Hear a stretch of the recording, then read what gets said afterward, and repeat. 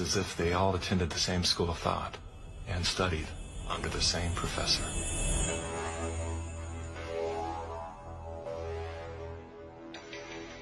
Some people would say this revolution is characterized by the fight of robots against human beings. And we will win this fight. Professor Klaus Schwab was born in 1938 in Ravensburg, Germany, where Nazi crimes against humanity were committed.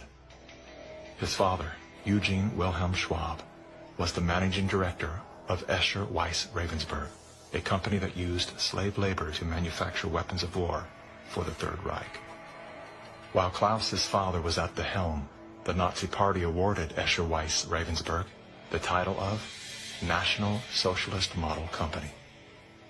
Years later, Klaus Schwab joined the board of directors at Escher Weiss Ravensburg, where he played a key role in the development of South Africa's nuclear weapons program during the darkest years of the racist apartheid regime.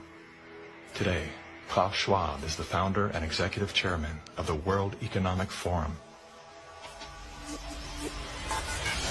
If you'd like to meet the people who are supposed to repair the state of the world, or give a piece of your mind to the bankers who helped get us into this mess, we can tell you where to find a lot of them. The World Economic Forum. Founded in 1971, the World Economic Forum is an international private organization which receives billions of tax-free dollars from its members and their global enterprises. Every year, the WEF brings together its members with world leaders, big pharma executives, tech titans, Hollywood celebrities, media personalities, and internet influencers to meet in the secluded mountains of Davos, Switzerland.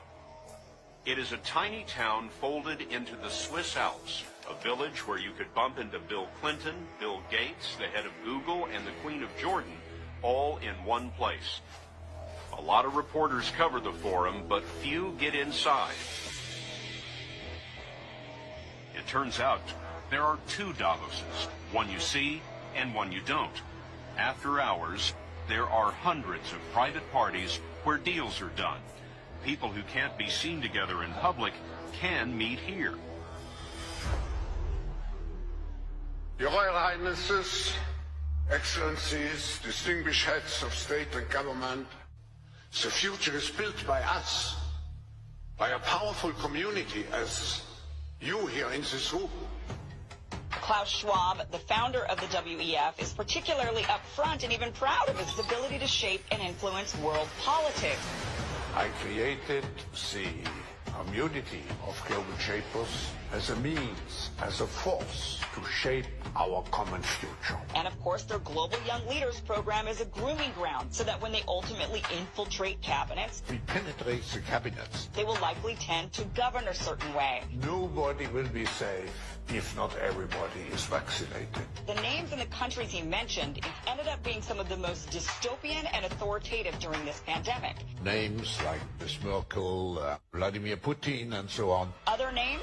Jacinda Ardern, Sebastian Kurz, Mauricio Macri, Mark Zuckerberg, Jack Ma, Gavin Newsom, Stéphane Bancel, Chelsea Clinton, Leonardo DiCaprio, Sanjay Gupta, Dr. Leana Wen, Alexander and Jonathan Soros, George Soros' sons, and several of the Rothschilds. And of course, Now who could represent such a world better than you, Prime Minister?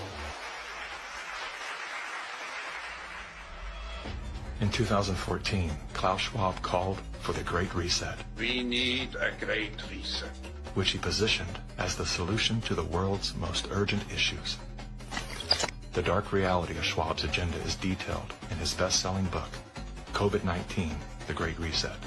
His endgame mission is to replace independent governance with a top-down controlled, one world government and a central bank-controlled digital currency. When they say, you'll be happy, what they mean is, you'll be enslaved. That's why they're talking about a great reset. That's why they're talking about introducing this quasi-communist, quasi-socialist agenda. They know we've run the course where we cannot continue down the path of the ever-increasing indebtedness because we have a generation that quite literally cannot afford to buy a house. Millions of Americans are priced out of buying a home. And so it's easy to tell that generation, we're going to forgive your college debt. Student debt relief. And set your expectations lower. You're going to rent forever. We're going to celebrate the tiny house movement. We're going to do all of these things which sound cool because they're shaping our narrative so that we become capable of expecting less. What we need to do is not